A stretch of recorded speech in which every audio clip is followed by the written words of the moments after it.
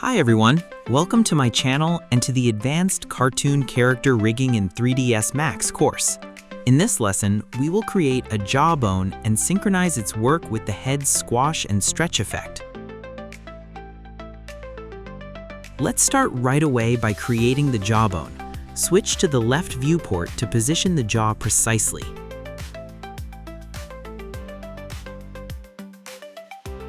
Even though our character is stylized, it is anatomically close to a real human. Therefore, we will start building the jawbone from the earlobe. That is exactly where the joint responsible for its movement is located.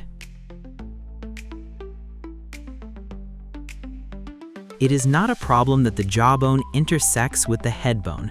Later, we will create its own point driver and set up the correct hierarchy so it won't affect the final functionality.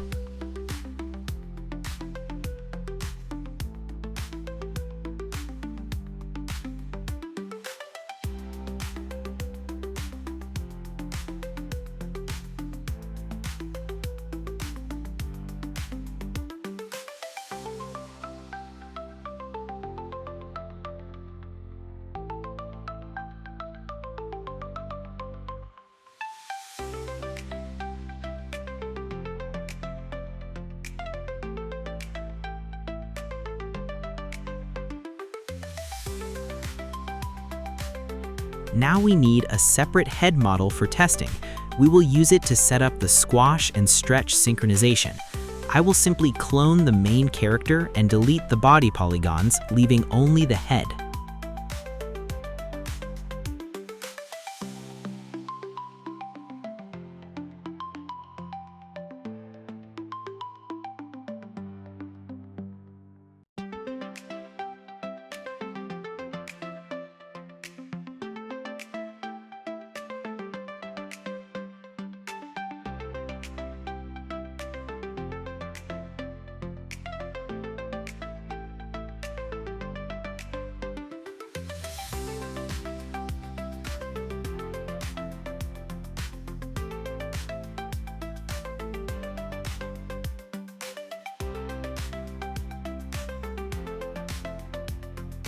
Let's immediately apply a skin modifier to the head and add only the head bone to it. This will allow us to instantly test how the mesh behaves during squash and stretch.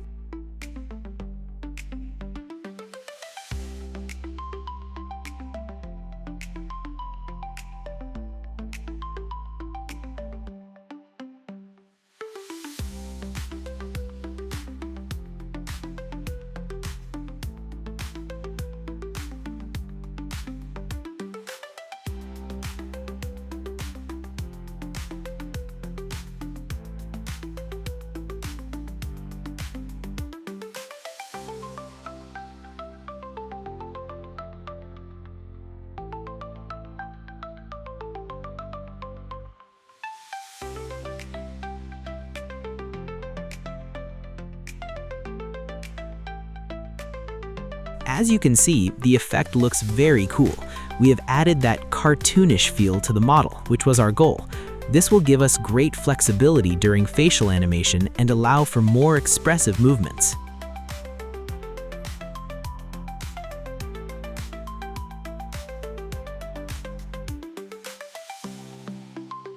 Let's create a few animation keys for squash and stretch.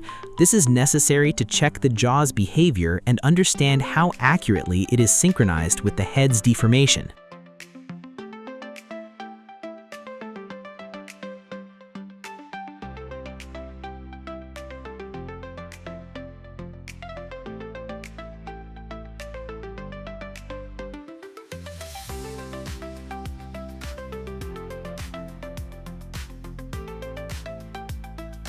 Now we will create a point and align it to the head's position and orientation using Alt-A.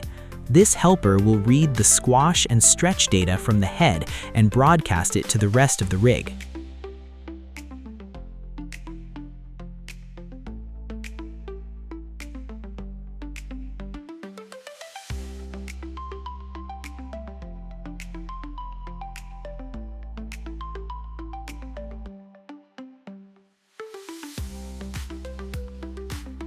Link the point to the head bone Now, in the Motion panel, assign the Scale XYZ type to the Scale controller, and then be sure to perform a freeze transform to zero out all values before setting up the wiring.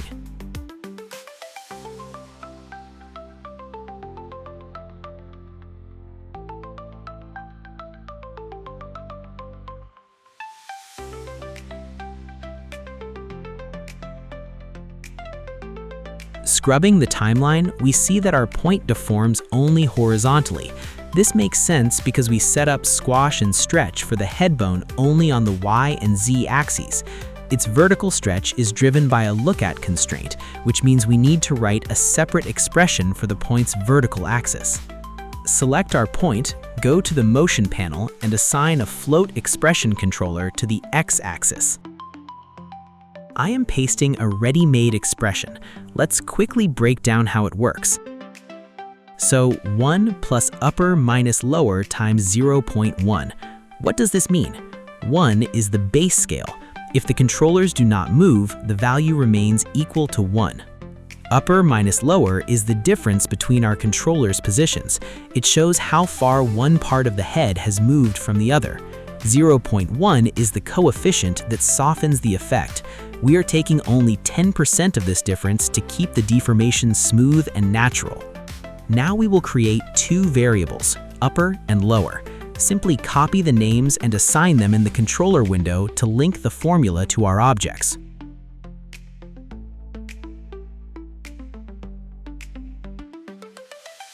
Before assigning the objects, pay attention to the vertical axis. In local mode, we see that it is the Z-axis. However, if we simply assign it, there will be no effect. Since our controller is linked to the head, it inherits its orientation. To see its vertical axis, let's switch to parent mode, and we will see that its vertical axis is Y. It is the same as the head controller's axis. Let's assign the Y-axis of the position.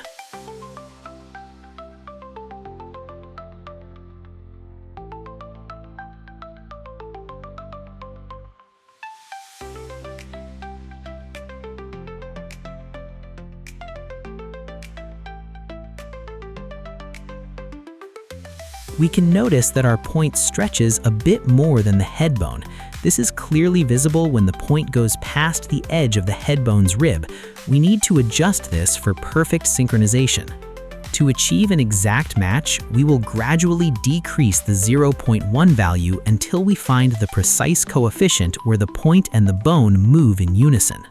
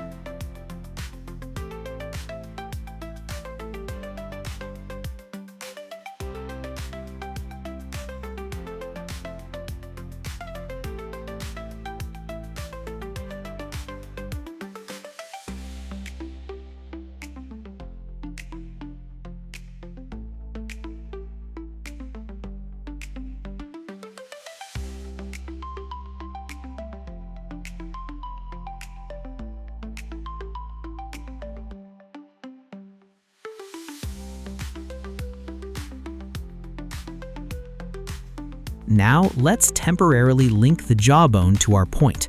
After that, we will open the test head model and check if the head's squash and stretch is synchronized with the jawbone. As we can see, the synchronization is perfect. This is clearly visible by how the bone tip stays exactly at the chin's boundary. Even if we start rotating the jaw separately, it fully maintains the head's squash and stretch degree. This is exactly the result we were looking for.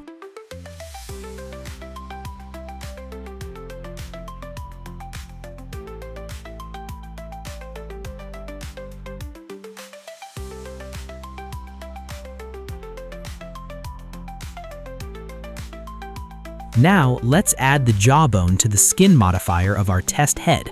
Let's test the result in motion to finally make sure that the jaw scale is perfectly synchronized with the mesh deformation.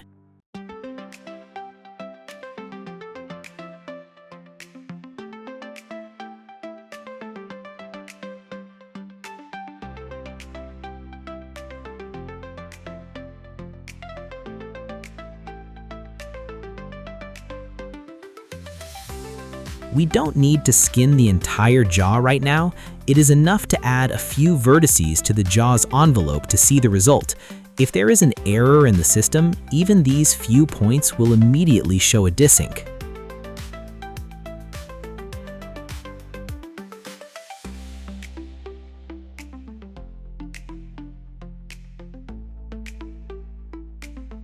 As you can see, we did it. The system is stable and the jaw is now perfectly synchronized with the head deformation.